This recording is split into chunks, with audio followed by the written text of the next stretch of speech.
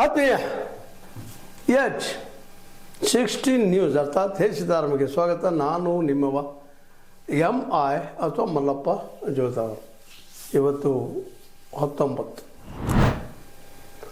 ಬೆಳಗಾವಿ ಅಧಿವೇಶನ ಮುಗಿಯುವ ದಿನ. ಅನೇಕ ಕಾರ್ಯಗಳು ಇವತ್ತು ಅಧಿವೇಶನದಲ್ಲಿ ಪಾಸ್ ಆಗಬೇಕಾಗ್ಯದ. ಅದೇ ಕಾಲಕ್ಕೆ ಈ ಜಿಲ್ಲಾ ವಿಭಜನೆ ಕುರಿತು ಮೀಟಿಂಗು ಆಗಬೇಕಾಗ್ಯದ. ಜಿಲ್ಲಾ ವಿಭಜನೆ ಅನಿವಾರ್ಯ ಆಗ್ಯದ. ಚಿಕ್ಕೋಡಿ ಮತ್ತು ಗೋಕಾಕ್ ಜನವಂತೂ ಇದನ್ನು ನೋಡ್ತಾ ಇದ್ದಾರೆ.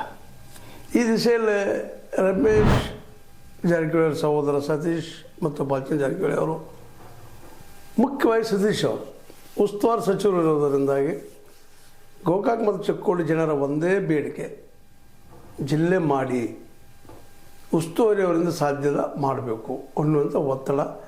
ಅದಕ್ಕೆ ತಕ್ಕಂಗೆ ಸತೀಶ್ ಅವರು ವರ್ತನೆ ಮಾಡ್ತಾ ಇದ್ದಾರೆ ಅಂತ ಸುದ್ದಿಗಳು ಬರ್ತಾ ಇದ್ದಾವೆ. ಜಿಲ್ಲಾ ಆಗಲಿ ಗೋಕಾಕ್ ಮತ್ತು ಚಿಕ್ಕೋಡಿ ಅನ್ನುವಂಥದ್ದು. ಇಲ್ಲೇ ಈ ಎಲ್ಲ ರಾಜಕೀಯ ಜನರಿಗೆ ಒಂದಿಷ್ಟು ಮಾತುಗಳನ್ನು ಹೇಳಬೇಕಾಗ್ತದೆ. ಹೌದು, ಸಹಜದ ಎಲ್ಲ 18 ಕ್ಷೇತ್ರಗಳಿಗೆ ಎಲ್ಲರೂ ನಮ್ಮ ಜಿಲ್ಲಾ ಆಗಲಿ ಅಂತ ಬಯಸೋ ಶಾಸಕರೇ ಇರ್ತಾರೆ, ಸಹಜದ. ಹೀಗಾಗಿ ಎಲ್ಲರೂ ಬಯಸೋದು ಸಹಜದ. ಆದರೆ ಇವತ್ತು ಕಳೆದ 2-3 ದಶಕಗಳಿಂದ ಗೋಕಾಕಂತೂ 4 ದಶಕ ಆಯಿತು. ಜಿಲ್ಲಾ ಆಗಬೇಕು, ತಜ್ಞರ ವರದಿನೂ ಆಯಿತು, ಶಿಫಾರಸು ಆಯಿತು. ಆದರೆ ರಾಜಕೀಯ ಸ್ಕಿಲ್ಲ, ರಾಜಕೀಯ ಇಚ್ಛಾಶಕ್ತಿ ಗೋಕಾಕ್ ಕಡಿಮೆ ಇದ್ದಕ್ಕಾಗಿ ಇಲ್ಲಿವರೆಗೆ ಜಗ್ತಾ ಬಂತು. ಇವತ್ತೇನೋ ರಾಜಕೀಯ ಇಚ್ಛಾಶಕ್ತಿ ಹೆಚ್ಚಾಗುವ ಕಾಣ್ತಾ ಇದೆ. ಬಾಲಚಂದ್ರ ಜಾರಕಿಹೊಳಿ ಕನ್ಫರ್ಮ್ ಆಗ್ಯದ. ಮೂಡಲಗಿ ತಾಲೂಕು ಮಾಡೋ ಸಂದರ್ಭದಲ್ಲಿ ಯಾವ ರೀತಿಯಾಗಿ ಅವರು ಒಂದು ಸಮಸ್ಯೆನ ಎದುರಿಸಿದ್ರು ಅಂತೇಳಿ. ಅದಕ್ಕಾಗಿ ಗೋಕಾಕ್ ಜಿಲ್ಲೆ ಏನೀಗ ಮಾಡಲೇಬೇಕು, ಮಾಡದೇ ಇದ್ದರೆ ನಮ್ಮ ಜನ ಕ್ಷಮಿಸಲಿಕ್ಕಿಲ್ಲ ಅನ್ನೋದು ಭಾವನೆ ಅವರಲ್ಲಿ ಇರೋದರಿಂದಾಗಿ ಸಹಜವಾಗಿ ಅದರ ಪ್ರಭಾವ ನಮ್ಮ ಸತೀಶ್ ಅವ್ರ ಮೇಲೂ ಆಗಿದ್ದರಿಂದಾಗಿ ಸತೀಶ್ ಅವರು ಒಳ್ಳೆಯ ಪ್ರಯತ್ನ ಮಾಡ್ತಾ ಇದ್ದಾರೆ. ಈ ದಿಶೆಯಲ್ಲೇ ಮುಖ್ಯಮಂತ್ರಿ ಕನ್ವಿನ್ಸ್ ಮಾಡೋ ಪ್ರಯತ್ನ ಮಾಡ್ತಾ ಇದ್ದಾರೆ ಅಂಥೇಳಿ ಮಾತುಗಳು ಕೇಳಿ ಬರ್ತಾ ಇದ್ದಾವೆ. ಹೀಗಾಗಿ ಜಿಲ್ಲೆ ಘೋಷಣೆ ಆಗಬಹುದು ಚಿಕ್ಕೋಡಿ ಮತ್ತು ಗೋಕಾಕ್, ಜೊತೆಗೆ ಬೈಲೊಂಗಲ್ ಅನ್ನುವಂಥ ವಾತಾವರಣ ಅದ. ಅದರ ಬೈಲೊಂಗಲ್ ಎಷ್ಟು ಮಟ್ಟಿಗೆ ಆಗ್ತದೆ ಏನೋ ಗೊತ್ತಿಲ್ಲ. ಆದರೆ ಯಾಕಂದರೆ ಇಲ್ಲಿ ನಾವು ಗಮನಿಸಬೇಕಾಗಿದ್ದೇನಪ್ಪ ಅಂದ್ರೆ ಮುಖ್ಯವಾಗಿ ಒಂದು ಉಸ್ತುವಾರಿಗಳು ಸತೀಶ್ ಅವರಂತೆ ಮುಖ್ಯವಾಗಿ ಹೇಳ್ತಾ ಇರೋದು ಗೋಕಾಕ್ ಮತ್ತು ಚಿಕ್ಕೋಡಿ ಜಿಲ್ಲೆ ಆಗಬೇಕು, 3 ಒಂದು ಬೆಳಗಾವಿ, ಇವೆರಡು ಆಗಬೇಕು ಅನ್ನುವಂಥ ಒತ್ತಡ ಹಾಕ್ತಾ ಇದ್ದಾರೆ ಅಂತೇಳಿ ಕಂಡು ಬರ್ತಾ ಇದ್ದು. ಆದರೆ ಇದಕ್ಕೆ ತದ್ವಿರುದ್ಧವಾಗಿ ನಮ್ಮ ನಿನ್ನೆಯ ಒಂದು ಕಡೆ ಭಾಷಣದಲ್ಲೇ ಮುಖ್ಯಮಂತ್ರಿಗೆ ಗಮನಕ್ಕೆ ತರುವಂಥ ಕೆಲಸವನ್ನು ನಮ್ಮ ಲಕ್ಷ್ಮಣ ಸವದಿ ಅವರು ಮಾಡಿದ್ದಾರೆ. ಏನಂತಂದರೆ, ನೀವು ಏನಾದರೂ MES ಪ್ರಾಬಲ್ಯ ಹೆಚ್ಚಾಗ್ತದೆ ಅನಿಸಿದ್ರೆ, ಅಥವಾ ಬೆಳಗಾವಿ ಜಿಲ್ಲಾ ಮಹಾರಾಷ್ಟ್ರಕ್ಕೆ ಹೋಗ್ತದೆ ಅನಿಸಿದ್ರೆ, ನೀವು ಇದಂಥವರು ಗೋಕಾಕ್, ಚಿಕ್ಕೋಡಿ, ಬೈಲೊಂಗಲ್ ಏನು ಘೋಷಣೆ ಮಾಡೋ ಅವಶ್ಯಕತೆ ಇಲ್ಲ, ಒಂದಾಗಿರಲಿ ಅವರು. ಆದರೆ ನಮ್ಗೆ ದೂರ ಆಗ್ತದೆ.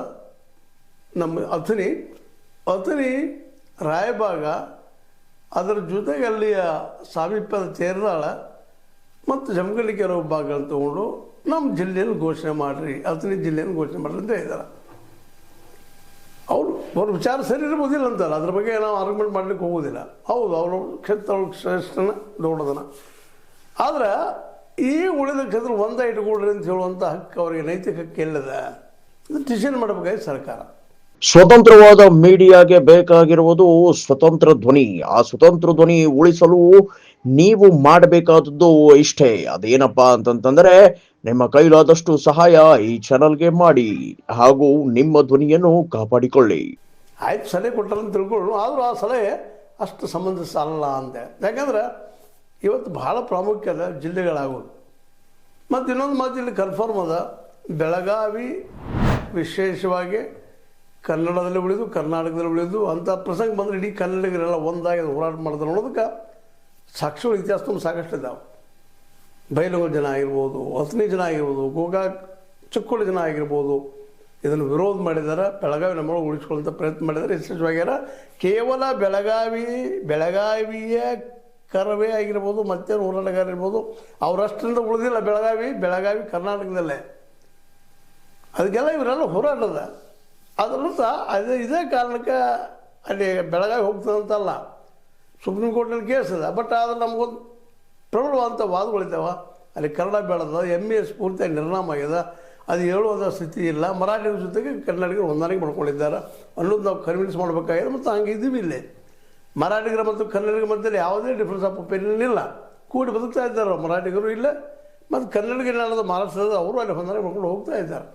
ಇಂಥ ಪ್ರಸಂಗದಲ್ಲ ಅನಗತ್ಯ ಆ ವಿಷಯ ದೊಡ್ಡದು ಮಾಡಲಾರ್ದ ಇವತ್ತು ಜಿಲ್ಲೆಯನ್ನು ಘೋಷಣೆ ಮಾಡೋದು ಅನಿವಾರ್ಯದ ಸರ್ಕಾರದ ಮುಂದೆ. ಯಾಕಂದ್ರೆ ಇವೆರಡೂ ಜಿಲ್ಲೆ ಆಗ್ಬೇಕಂತೇಳಿ, ಮೊದಲನೇದು ಚಿಕ್ಕೋಡಿ, ಎರಡನೇದು ಗೋಕಾಕ್ ಜಿಲ್ಲೆಗಳಾಗಬೇಕು ಅನ್ನೋದೆಲ್ಲ ಹಲವು ವರ್ಷಗಳ ಬೇಡಿಕೆ.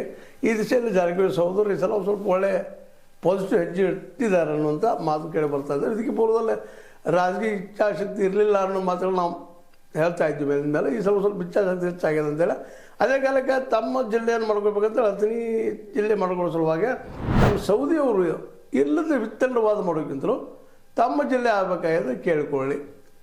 ಆದರೆ ನಿಮಗೆ ಅನಿಸಿದ್ರೆ ಕರವೇ ಅಥವಾ ಬೆಳಗಾವಿ ಎಲ್ಲಿ MES ಪ್ರಾಬ್ಲಮ್ ಹೆಚ್ಚಾಗ್ತದೆ ಅನಿಸಿದ್ರೆ ನೀವು ಒಂದು ಮಾಡಿದ್ರೆ 3 ಅಂತ ಹೇಳ್ತಾ ಇದ್ರಿ, ಇದು ತಪ್ಪ. ಅದಕ್ಕಾಗಿ ಇದು ಏನೂ ಇರಲಿ, ಅವ್ರು ತಮ್ಮ ದೃಷ್ಟಿಗಳು ಹೇಳಿದ್ದಾರೆ, ಹೇಳಿ. ಬಟ್ ಒಂದು ಥಿಂಗ್ ಏನಪ್ಪ ಅಂತಂದ್ರೆ ಸಮಾಧಾನ ವಿಷಯ ಅಂದರೆ ಈ ಸಲ ಮೋಸ್ಟ್ಲಿ ಜಿಲ್ಲೆ ಆಗುವ ಎಲ್ಲ ಒಂದು ಲಕ್ಷಣ ಕಾಣ್ತಾ ಇದ್ದಾವೆ. ಆದರೂ ಇದು 31ರೊಳಗೆ ಘೋಷಣೆ ಆಗಬೇಕಿದು.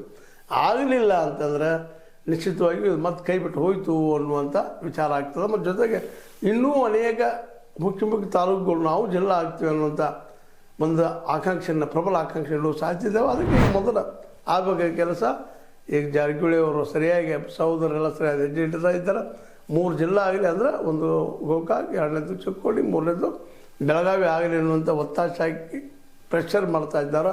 ಅದಕ್ಕೆ ಒಪ್ಪಿಗೆ ಸಿಗುವ ಸಾಧ್ಯತೆ ಹೆಚ್ಚಾಗಿದ್ದಾವೆ ಅನ್ನುವಂಥ ಸಾಧ್ಯತೆಗಳು ಕೇಳಿ ಬರ್ತಾ ಇದ್ದಾವೆ.